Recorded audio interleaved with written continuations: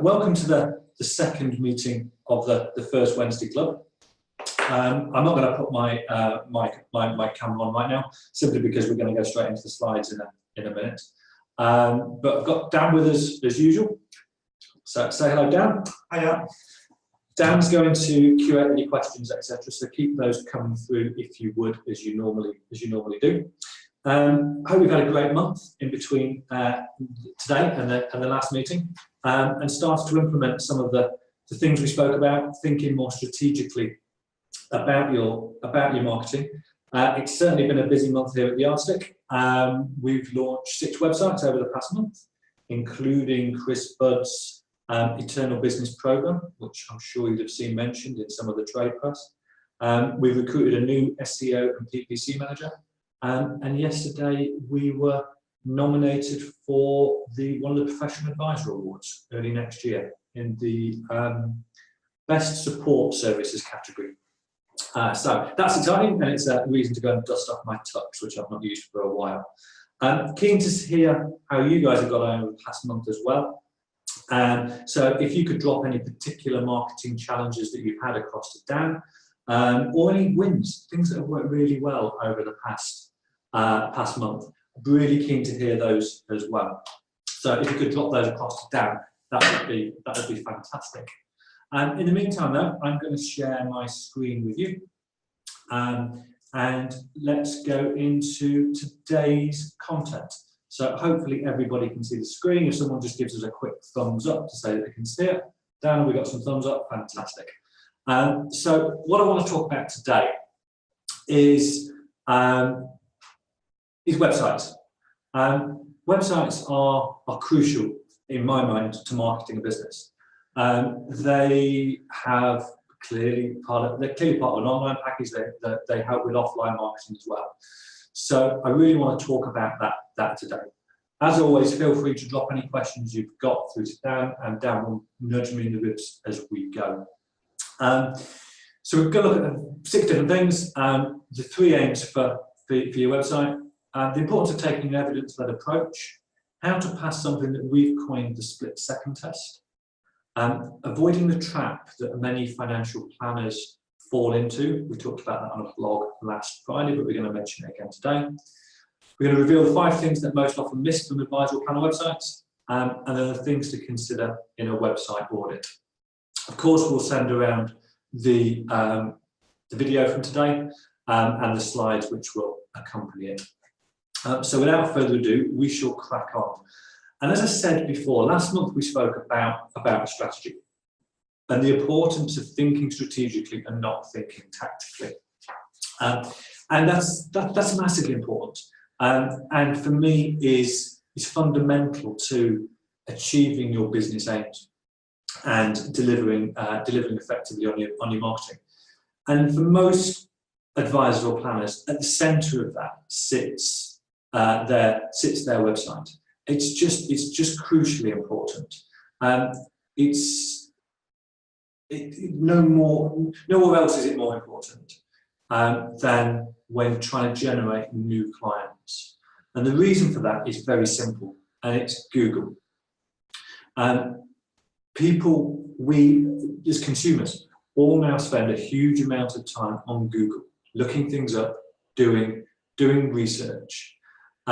And if we think about the groups of people who may come to your website and just link it back to Google, we all know that the best type of new client is a referral, recommendation, or an introduction. And I do see the things as different. I do see referrals and introductions as being different.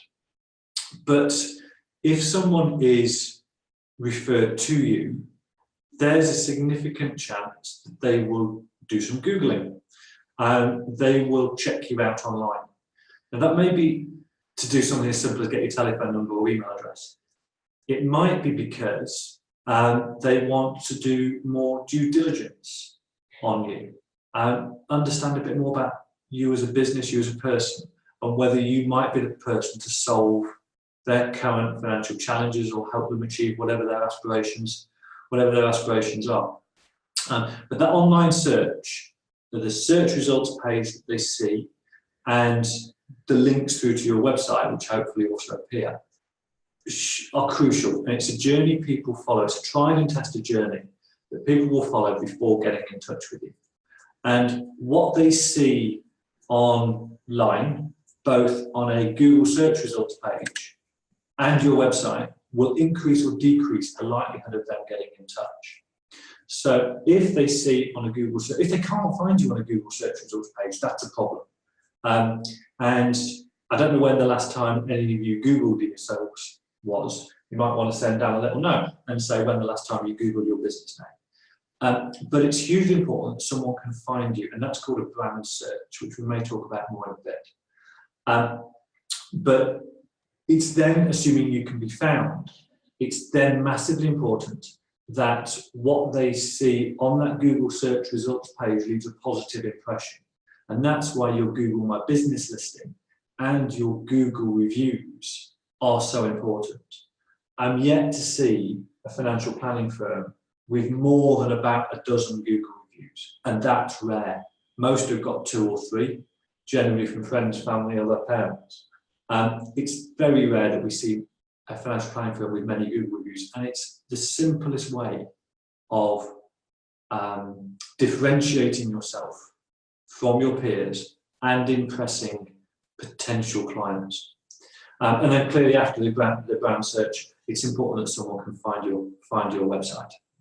And it's that referral, it's that journey that referral and recommendations take that make your website and being visible online so important. For other visitors, though, there's 2 other groups where your website is important: other website visitors and existing clients. Now, other website visitors may have found you because they've seen some brand awareness advertising you've done. They've seen you on a directory and they haven't clicked the link from the directory, but they've decided to do a Google search. Or they find you in any other number of ways, but they've then been led to do that Google search, and then they fall into the same journey that a referee might take.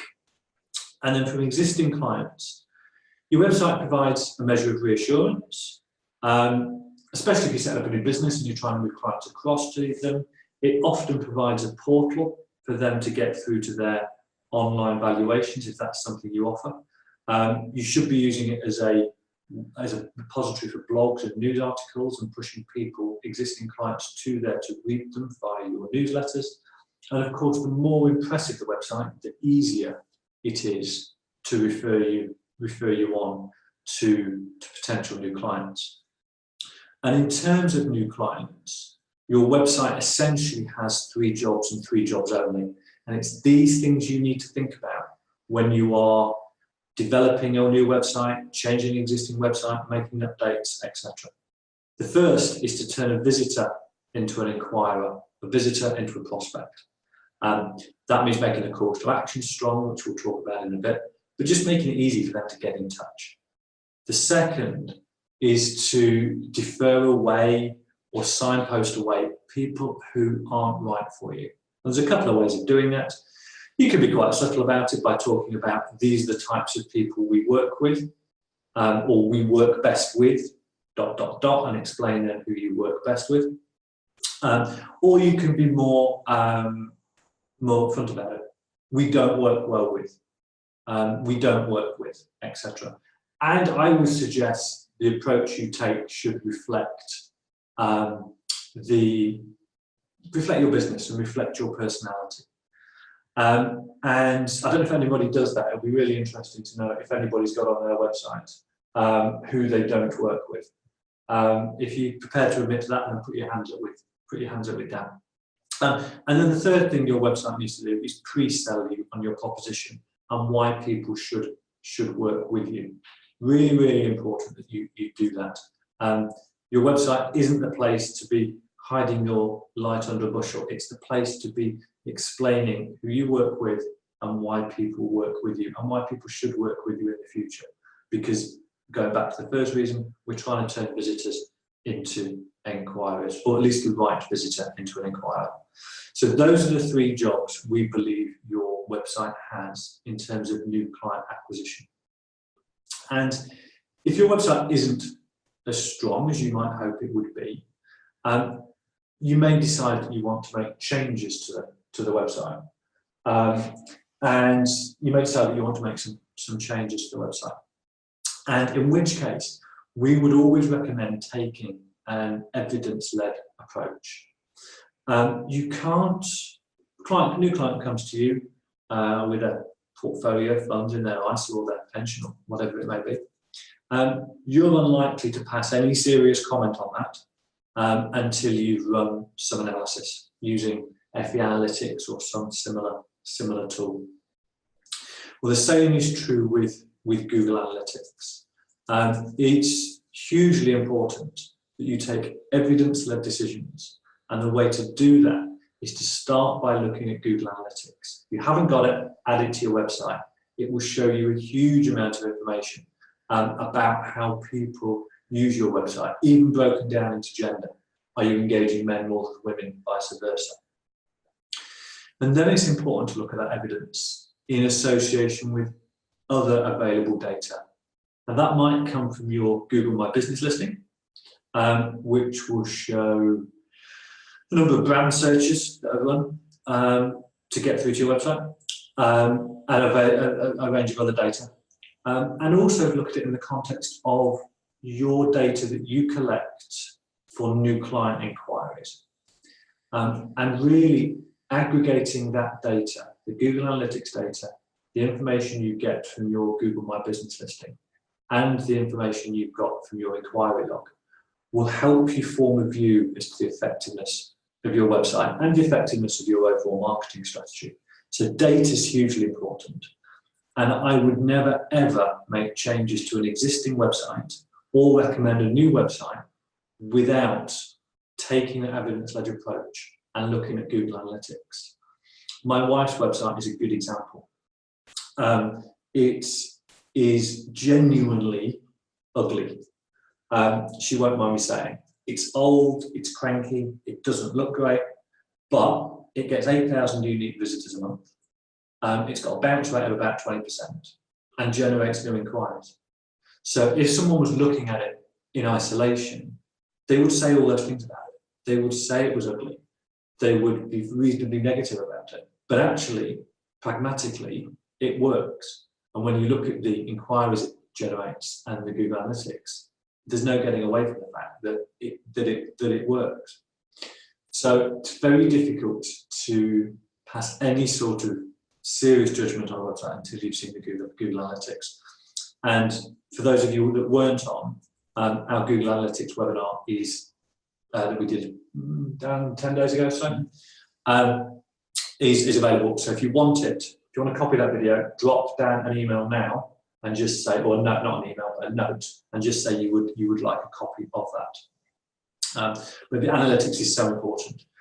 Also important, hugely important, passing what we call the split-second test. And the most effective, not just financial planning websites, but the most effective website pass the split-second test.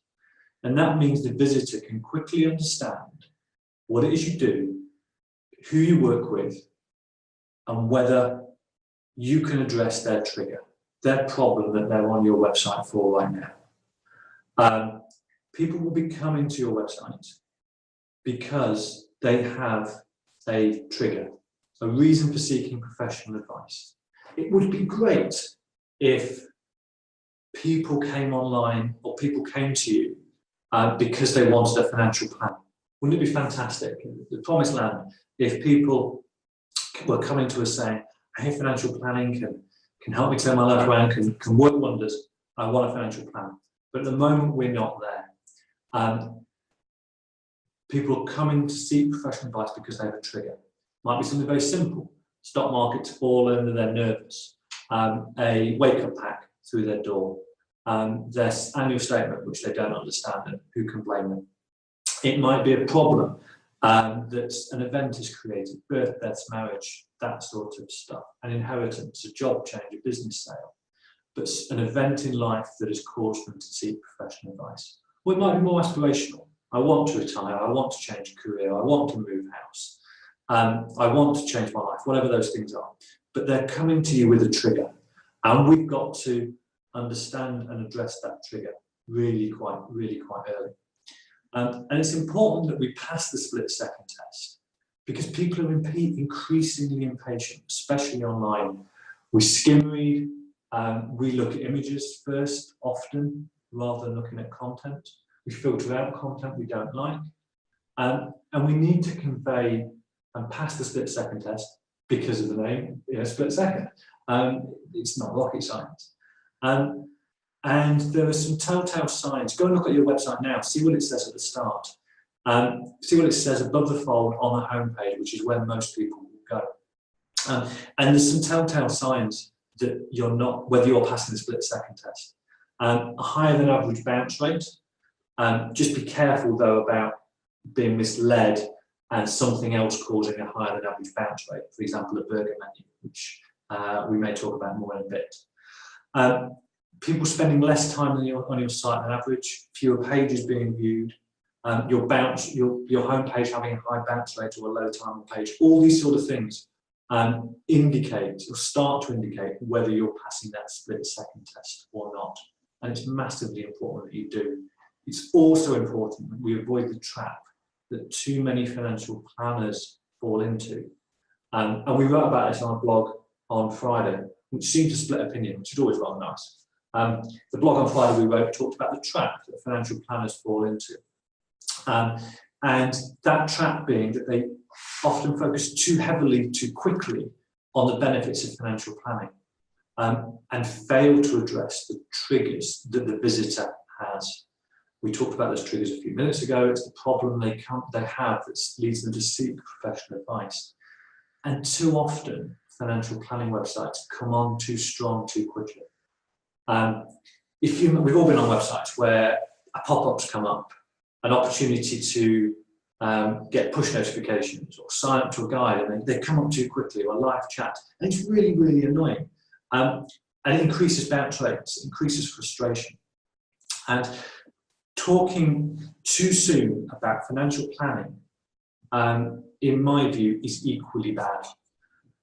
You've got to talk about the visitors themselves, empathise with their trigger, show you understand their problem, how they're feeling, etc. Show you understand what's keeping them awake at night, what those 3 a.m. moments are. Yeah, talk about financial planning elsewhere on the website, but don't do it as the first thing.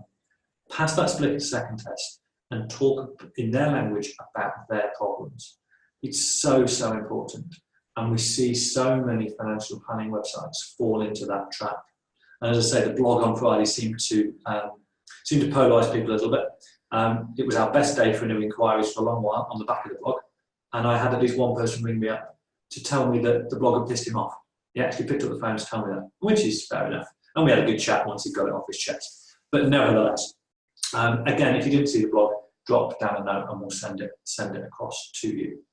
Dan, has anybody got any questions? In fact, has anybody got any questions, any comments on anything they'd like to say so far? Do you agree or disagree with what I've said about that trap? I'd be really interested to understand if anybody's got any comments and move the debate forward a little bit.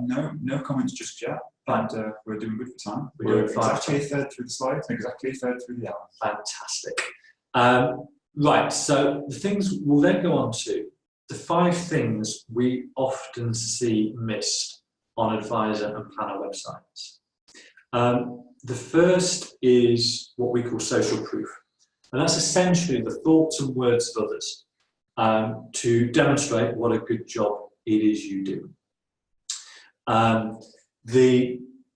It's no longer good enough these days to say that you're great. Everyone's saying they're great. It's so much better to use the thoughts and words of others. And we'll talk about social proof a bit more in a minute when we get to 12 tips for building an effective website. Okay, so one comment from Ian. He says, one issue with Google Analytics is knowing what good and bad looks like. I agree, Ian. And we have a little solution for that. You're right that if you've got a bounce rate of 55% on the Ovation Finance website and you get 600 visitors last month, it's a number. How do you know if it's any good? You can't. It's very difficult to put it into context. And when you research online, and when we did some research online a few years ago, You could get some average numbers for financial services websites, but that wasn't specific to financial advice, financial planning, and often came from the States. And it was frustrating because you don't know what your benchmarks were. So we created the Advisor Website Index, which is now on the top of our website and is free to use. If you get your Google Analytics numbers in for the Ovation Finance website, you can plug those numbers in to the Advisor Website Index, and it will show you how your website compares to other financial planning and advice websites. We are just about to update those numbers. Kaylee went through all the Google Analytics accounts that we have access to, which I think is about 70 now for financial advice and planning websites. And we're going to update those numbers over the next few days. I don't think they've changed massively, but we'll see. But that is a way of you putting into context where you are working at, where your website is working well. The other page I would look at and really focus on in Google Analytics is under the behaviours page or behaviours tab. You can look at how individual pages perform. So we did this on the Arstic website about 8 months ago. We don't spend as much time on the Arstic website as we should. It's a bit about cobbler's shoes, and we should spend more time on it. But we did look at the top 10 pages, and there was 2 or 3 which had a higher than average bounce rate, and we did some work to reduce that bounce rate. I'm pleased to say that that's worked really, really well and been really effective. So in your analytics, that's a section I'd really focus on here. Focus on those, looking at individual pages and seeing which pages aren't as effective as possible. Hope that answers the question here. Good. Did I see another one come through, or was that? No, okay. That was Ian saying fantastic. No problem, Ian. Glad that helps. So, 5 things that are often missed on Financial Advisor and Planner website. Social proof we talked about. Calls to action. Again, we'll get into those in more detail shortly, but so often, top right-hand corner of a financial advice or planning website, you have social media links. I've got no intention of sending someone out to my Twitter feed, my Facebook feed, or my LinkedIn feed from my website. I want to use those tools to push people into my website. As soon as someone heads over to Facebook, they're as likely to look at their notifications as your messages, and then get completely distracted by a cat video or something, and end up wondering how they got there in the first place. Again, often we see, and it's point 4 on this slide, we see information about accreditation, so your chartered status, your accredited status, your SOLA status, whatever it is, hidden away in the footer of your website, around your privacy policy or your regulatory notices, etc. It's completely the wrong place to put them. They should be loud and proud above the fold. Go look on our website and see where we put the finalist banner for the Professional Advisor Awards. Go look on the websites we develop and see where we put chartered and accredited logos. They're loud and proud because they are a differentiator. There are a lot of chartered firms out there, but it's still a differentiator. And it isn't enough, as we'll see later, to just put the logo on. We need to put more detailed explanations on there to show how it differentiates you from your peers and how hard these things are to get. And most importantly, what it means for the client. Skipped ahead of myself there. So the third thing that so many times is missed off, information about the types of people you work with. We're big advocates of working in a niche or multiple niches. There are, in my experience, absolutely no downsides to working in a niche. It makes marketing easier. It makes building processes easier. It makes building propositions easier. I can't see any downside for working in a niche. And people don't because of the fear of missing out. But if you have those niches, if you've got them worked out, if you've built your client personas, then talk about it on your website. People want to know you are a specialist and that you have the specialist knowledge, skills and experience to assist them. So important. And then finally, people. We often see websites for financial firms who don't include people. And that might be, they probably fall into 3 categories. The team, the wider team, freelancers and experts that you bring on a periodic basis, but also clients. If you look at someone like the First Wealth website or some of the websites we've created with client videos, just people bring it to life. So after this call, go and look at your website, grab yourself a cup of coffee, and just go through those 5 things when we send you the slides, and have a look at how many of those you are missing from your website right now. And also have a look, and let's work through these 12 tips over the remainder of this call, any questions you've got, to build an effective website. And hopefully this presentation will almost become a little checklist, and there's loads of checklists on our website under free resources that you can use to help you build a more effective site. So the first of these tips is to get the homepage right. It's the gateway for most people to get into your website. Not all, but for most. And again, Google Analytics will tell you what percentage of your people come in to the homepage. And if you have, by the way, if you haven't got Google Analytics set up on your website, give us a shout and we'll do it for free for you. It is so important. But get that homepage right. That we believe there's 27 things to put on your homepage. Sounds a lot, but it isn't actually that many when you look at them in context. And again, that is a free resource on our website as well that people can download. In fact, we'll send it to people after this call. And then pass the split-second test. But your homepage is so important to get right, because for most people, it's the entry page into the website. And then be mobile friendly. Your analytics will tell you what percentage of visitors access your website via mobile phones and tablets. It's probably less than you think. Our research shows about 65% of people use desktop. But it's still important to be mobile friendly because traffic levels are increasing on it. It's a ranking factor for Google when it's looking at search. So it's important to be mobile friendly for that reason. And you just want to make life easier for the visitors. There's nothing worse than pinching your finger and your forefinger and your thumb together, trying to get a page to load, or expanding it so you can see a little bit of the site, but allowing you to read what's put there. It's just a real faff. So just make sure that your mobile site is as effective as it possibly can be on those kind of devices. And there's a couple of Google tools that help, but nothing beats picking up an iPhone, an Android device, iPads, different types of laptops, and just playing around and seeing which devices your site looks better on.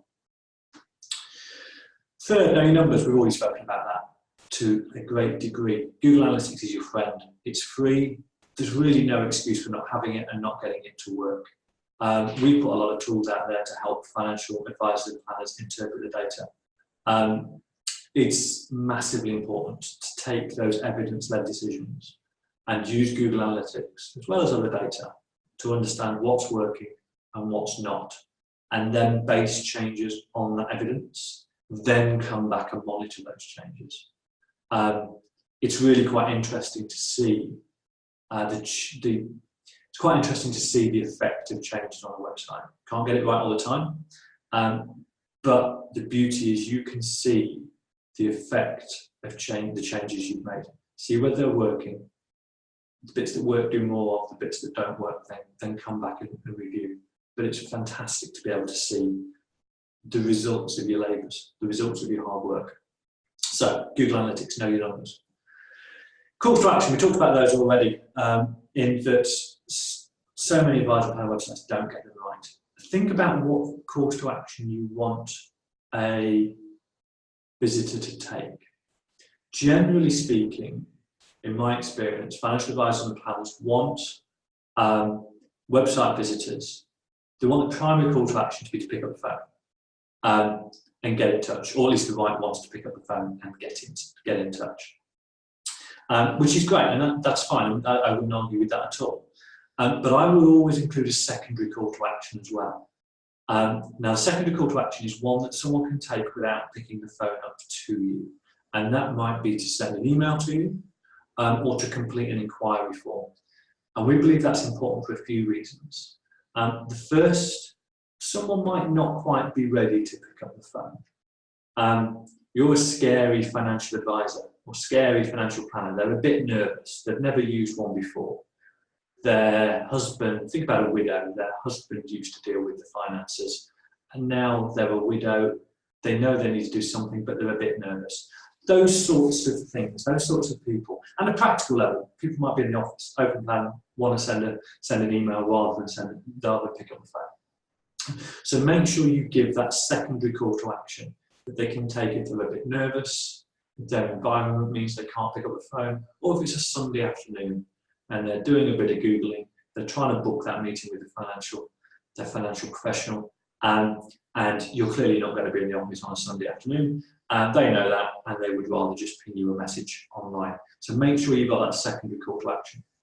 And then I would also, excuse me, I would also include a newsletter sign-up, assuming, of course, you produce a newsletter. But that gives someone the opportunity, someone who isn't quite ready to get in touch. They don't have an immediate need. You haven't quite convinced them yet that you're the right person for them, but they do want to stay in touch with you. And they're prepared to give you their name and email address to do that. So I would include a newsletter sign-up as well, assuming, of course, you run newsletters. And just make sure you get those three calls to action right. Images. These are so important. And it's interesting. We get more debate with our clients over the types of images used on websites than we do the content and the words, which is really important. It's really interesting. And it's important to get both right. But images should start with images of you and your team and your location, especially if you see clients in the office. Not someone up against a wall with an iPhone looking as though they're having a passport photograph taken, but hire a photographer. I've never really understood why people spend a few £1,000s on a new website, but won't spend a few hundred on really good quality professional images. So think about how you're going to do that. Illustrations is another example. I know, Ian, you guys at Ovation have used illustrations. I'd be interested to know, Ian, what the feedback from clients and website visitors is on those. If you've got anything you want prepared to share, I'd be really interested in that. But it's so important to get those good quality shots of your team. And as I say, invest in professional photography. Then it's always useful to have other imagery on the website as well. And that imagery might be geographically specific. So we've worked with firms who want clients in a certain geographical area, and will include imagery of that area on their website. Other occasions we've used lifestyle imagery. And stock photography has a bad name for reasons such as this. Happy couple, smiling, walking along the beach, clearly enjoying life. But it doesn't really represent the way people retire. I'm sure you've all got some clients who like to walk along the beach, but it isn't really representative of, certainly not representative of my parents and their holidays. And as one financial advisor said to me once, it's often the case that people are now divorced or widows at that stage in life. So I would just avoid cliched stock photography. But don't throw the baby out with the bathwater. There is some beautiful stock photography around that can really illustrate points well. Okay, so Ian's responding about his illustrations on the website.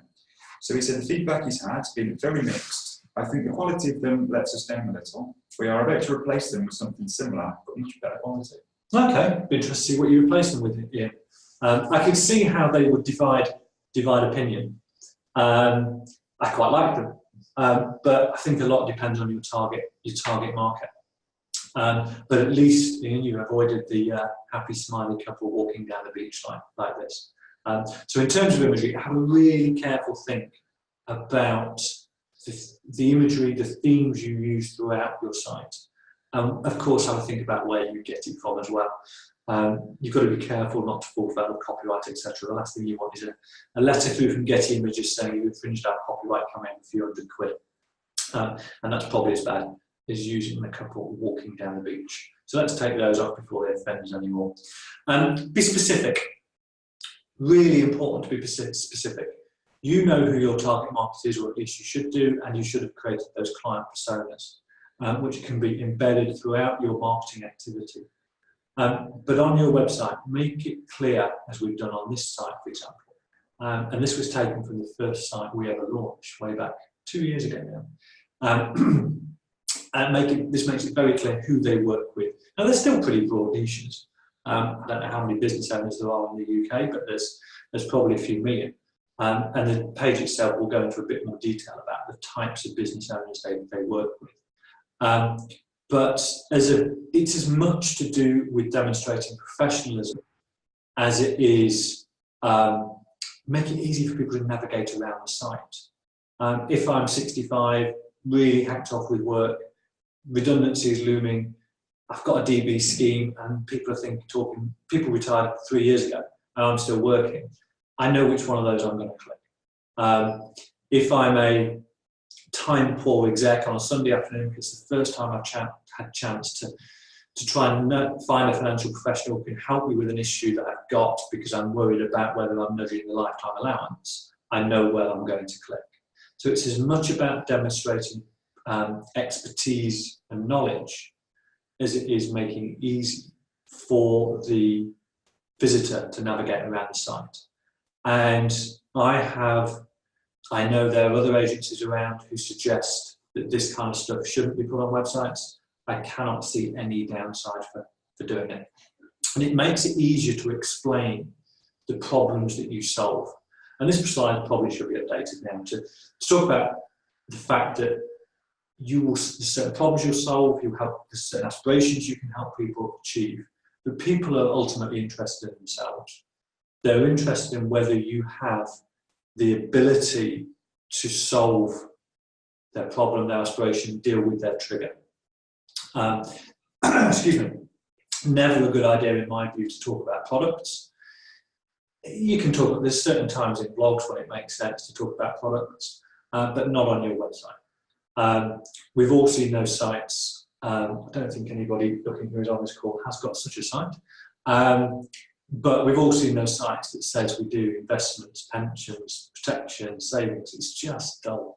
And it's not about people. So explaining to people that you work with and explain the problems you solve and the aspirations you help people achieve through, for example, the mechanism of case studies, are hugely beneficial for the site and lift the site to another level. And will help people understand whether you are the right financial professional for them. And you can also do that by reducing anxiety, which might sound a strange thing. I'll explain that more in a minute. And demonstrating expertise. Demonstrating expertise is clearly why it's important. But reducing anxiety is not something you necessarily will think of. But just picture, I was speaking yesterday at an event with Brett Davidson, and one of the financial planners in the room specialises with dealing with reasonably elderly widows. Now, if we think about the journey that widow has been on, she's been on an emotional roller coaster ride with the death of her husband. And according to the financial planner I was talking to, it's typically the husband that had previously been dealt with the financial affairs. So not only does that widow need to deal with the emotional toll of losing her husband, she's also got to deal with the financial implications. She may or may not get on with the previous advisor or planner, and now might be the time to have a change. She's looking around, she's going to have a certain range of anxieties that you need to deal with if you're going to engage with that client. A business owner is going to have a different set of anxieties. They may be time poor, they maybe want to deal with a professional who's going to get straight to the point, who reflects the way they do business, etc. So being able to reduce any anxiety and demonstrate expertise is so important. And that means investing time in building comprehensive advisor profiles. So many websites don't. Ideally for me, a website should have a team page, the team on the home page of the site as well, and then links to individual sub-pages for every single member of the team. And that's every single member of the team, from the chairman of the business right down to the newest apprentice that's coming into the door right now. Everybody should be given equal profile. The order you put them in will depend, but I'm not a big fan of websites where the board is at the top and the part-time administrator is at the bottom. There's more elegant ways of doing it than that. And the team profiles are important because they will help to reduce anxiety, demonstrate expertise. They're also very useful as a way of working in keywords. Keywords are important on a website, especially if you're wanting to appear well on local search. And these are the sorts of things we would recommend adding to your individual advisor or planner profiles. Clearly some of those aren't important or relevant even for administrators or support staff or power planners. But from an advisor planner perspective, these are the minimum things that I would have on the page. There's other stuff you can put on as well. We quite often do those personality questions. We might have other imagery about things that they enjoy, etc. But those are the minimum things that I would put on there. Next is testimonials, and this can be widened to just general social proof. If you are adding testimonials to your website, we see it all too often that they're just on a testimonials page. In our experience, those testimonial pages are very rarely looked at. Go and test yours out. Go and see how many people have been on your testimonial page. It's generally about 1 to 2% of all visitors. And I'm not quite sure what the reason is, but I do know that people don't go and visit it. And this testimonial should be scattered around, your social proof should be scattered around the website, so it is seen incidentally to someone's browsing. If you think about Facebook don't have a page of adverts that we all go and view because nobody go and view it. Who wants to view an advert? They scatter the adverts around the site, placing them in prominent positions, and have built a $1 trillion business on the back of it. So follow their lead, scatter your social proof around. And testimonials are one type of social proof. If you're going to put testimonials on the site, I would be inclined, well, I would definitely recommend including the client's full name, a broad location, got to be a little bit careful about data protection and that sort of stuff, but a broad location. So Philip Gray Nottingham would be fine, Dan Campbell Derby would be fine, because that gets a keyword in. I'd be also inclined, we'd also recommend putting a note in there about the length of time somebody has been a client. A client since September 2013. It shows longevity of relationship, and the client's trusted you to stay with you for long enough. Testimonials should ideally be 100 to 150 words in length. You can always trim it down for the best bits. And be specific. Get the clients to talk about the benefits of working with you, what they've achieved because of working with you, the value you add. Not Scott was great. I'm sure, Scott, you were great. Oh, Sarah was fantastic. I'm sure you were fantastic, Sarah, but it's not specific enough. It needs to be more personable.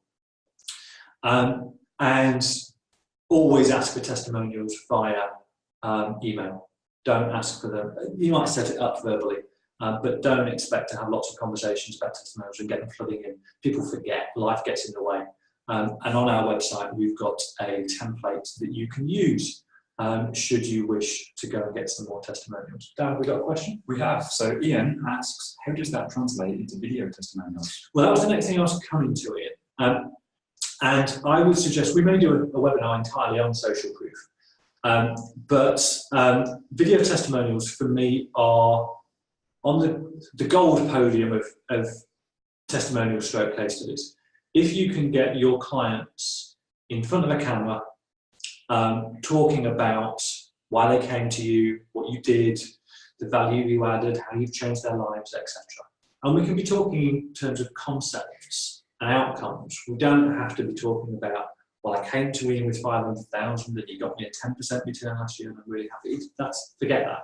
It should be about outcomes and how you've changed their life. So on the gold step, I would suggest that client testimonials, client videos are the thing to aim at.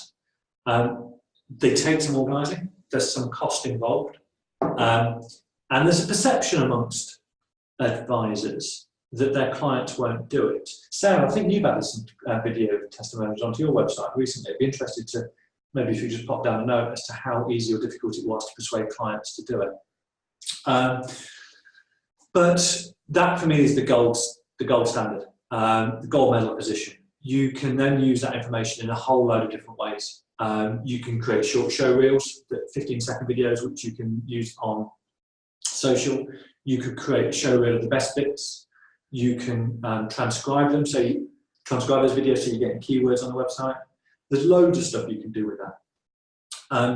So that would be, that's the gold medal position. Silver would be lengthy written testimonials or case studies, which the client is happy to attribute to them and their location, and ideally accompanied by a picture of themselves.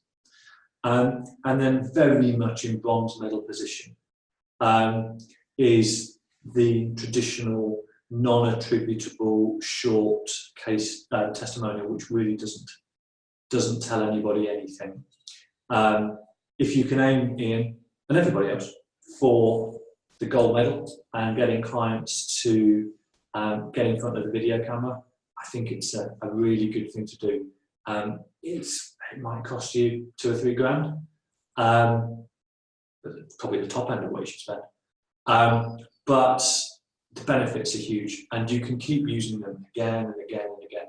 And I would be inclined to get a couple for each client type you work with. So if you've got 3 client types, I would be aiming for 6 video testimonials. And you can see them and how they're displayed on some sites. We've created, for example, Jones Hill have got them on, Swindles have got them on. We're just about to do some for Sauna Engage. Other examples being Serio website, I think. First Wealth website, they've got some lovely client videos, really nice client videos on their website. Anthony has done a fantastic job there. So go and have a look. But yes, Ian, I would absolutely encourage you to do that sort of stuff. And that leads us on to case studies. Case studies can move on from those video testimonials and give more detail. But testimonials and case studies equally really, really important. Okay, so just going back to the video case studies, Sarah says, we asked clients we knew very well and were very selective in choosing a videographer that we knew would make the clients feel at ease. We paid extra for a person to film and a second person to ask the questions from a list of prompts we had given. The 3 clients we asked all said yes. Fantastic. And I think you identified a few important things there. Finding a videographer you can trust, and having someone, and I often fulfill this role, having someone off camera asking those questions, maybe asking a few supplementaries. It's really important to make people feel relaxed. There's a number of ways of doing that. Alcohol is one, but not probably the best. And it's the outcome. You can see the time and effort you've spent in the outcome. So Sarah also goes on to ask, where should we put the videos on the website? Interesting. I would probably 3 places. I would certainly allow access to them via the homepage and make them reasonably prominent on the homepage because that's where most people will come into your website. I would include them on your pages that talk about the types of people you work with. So let's say you've got a page that talks about the people you work with at or near retirement, and you're talking about the problems they experience, the aspirations they want to achieve, their 3 a.m. moments. You're doing all that good stuff of demonstrating your expertise, empathizing, showing interest, etc. That's great, but it's theory. You're saying it. Alongside it, I would have a client video to prove the value of what you do, to prove the theory that you're talking about. So that's the second place. And then I would probably have a page of client stories, client videos, just where they're all in one place. Those are the 3 places I think I would probably have them.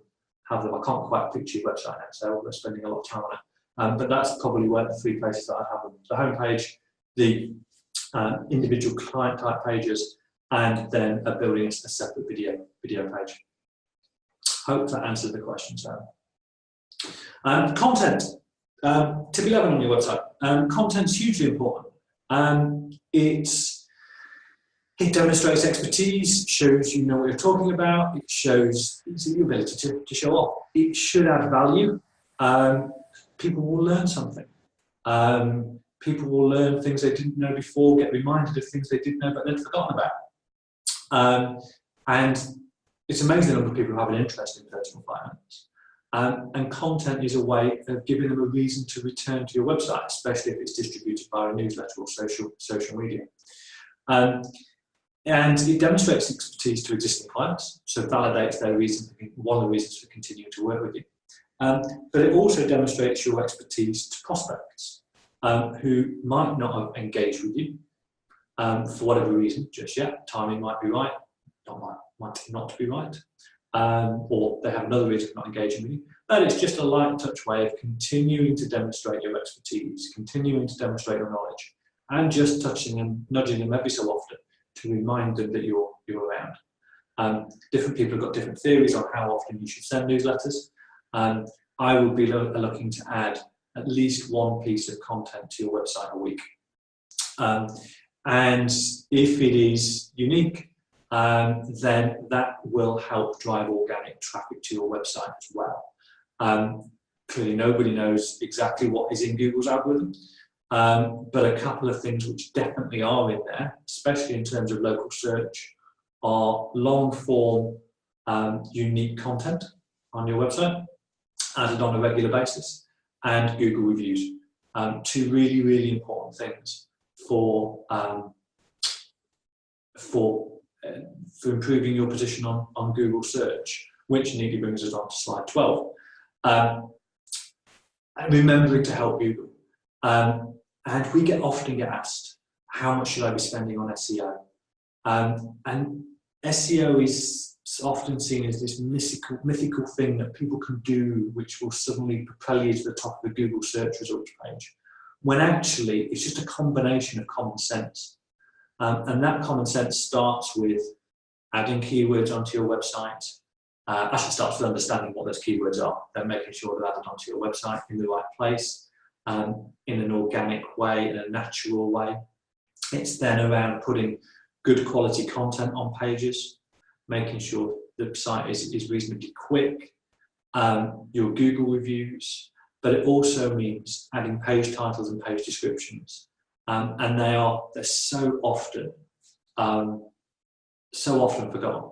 And you can check your page title by just hovering over the tab in your browser and seeing what the page title is. And so often the page title might be home followed by the advisor's business, where in reality, that's not telling Google anything about the page. What would be more instructive for Google if the page title was, I don't know, Financial Advisor Bristol, or Financial Planning York and Leeds.